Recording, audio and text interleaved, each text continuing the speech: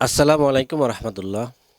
গতকালকে দেখেন আমরা একটা জিনিস দেখছিলাম, সেটা হচ্ছে যে ইরানে সৌদি আরবে কিন্তু হামলা করছে।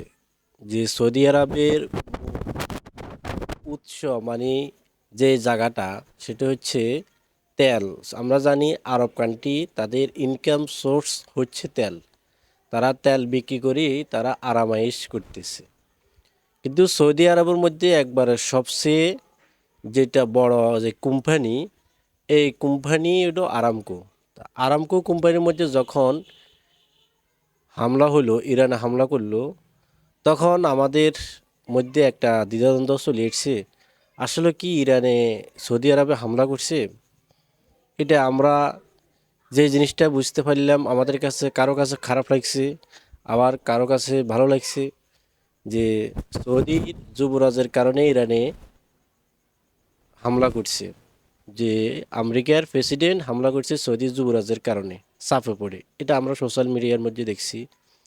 এখন আসল মূল কথাটা হলো, ইরানে হামলা করছে, আমাদের মনে মনে আমরা এটা ধারণা করছি। প্রকৃতভাবে যে তথ্যটা উঠে এসেছে সেটা হচ্ছে যে ইসরায়েলে সৌদি আরবে হামলা করছে। কারণ ইসরায়েলে এখন দেখতেছে যে ইরানের সাথে তারা পারতেছে না। এখন তারা একটা চিন্তা ভাবনা করে দেখলো যে আমরা যেহেতু পারতেছি না, যে আরব কান্ট্রির মধ্যে থেকে সবচেয়ে বড় যে রাষ্ট্র এবং সবচেয়ে উন্নত যে রাষ্ট্র যেটা আছে সেটা হলো সৌদি। এবং আমরা জানি মুসলমানদের প্রাণ কেন্দ্রটা হচ্ছে সৌদি আরব। কারণ এখানের মধ্যে আমাদের প্রিয় নবীজি হজরত মোহাম্মদ মুস্তফা সাল্লাহ আলি সাল্লাম শুয়ে আছেন মদিনায়। মক্কা মদিনা হলো পৃথিবী মুসলমানদের জন্য একটা পবিত্র স্থান। এখন যদি সৌদিকে যদি আমরা যদি যে কোনো একটা হামলা করে যদি ইরানের বিরুদ্ধে যদি খেপিয়ে দিতে পারি, তাহলে আমাদের জন্য ভালো হবে।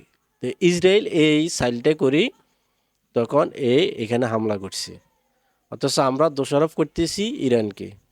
যাই হোক, ইরানে যে ঘোষণা দিল, ইরানের যে নিউজ, তাসনিম নিউজ, তারা ঘোষণা দিল যে ইরানে আমরা কখনো সৌদি আরব হামলা করিনি, আর সৌদি আরব আমরা করব না।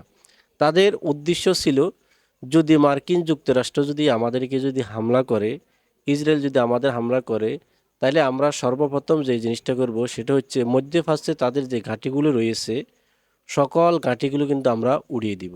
দেখেন এখন পর্যন্ত যে সমস্ত ঘাঁটি রয়েছে, তারা কিন্তু সেই ঘাঁটির উপরে কিন্তু ড্রোন মারতেছে, বোমা মারতেছে ওই ঘাঁটিগুলোর মধ্যে থেকে, ঘাঁটিগুলোর মধ্যে মারতেছে।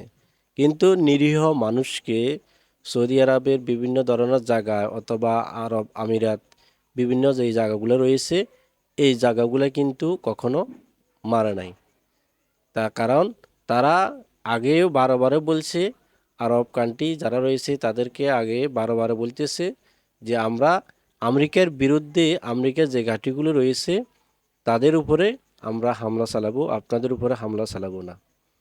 তো অবশেষে এই জিনিসটা আমরা জানতে পারলাম যে সৌদি আরবে যে আরামকো কোম্পানি যেটা রয়েছে, এটার উপরে কিন্তু ইরানে হামলা করে নাই। এখন স্পষ্ট হয়ে গেছে যে একমাত্র সৌদি আরবকে খেপানোর জন্য ইসরায়েলে এই কামটা করলো।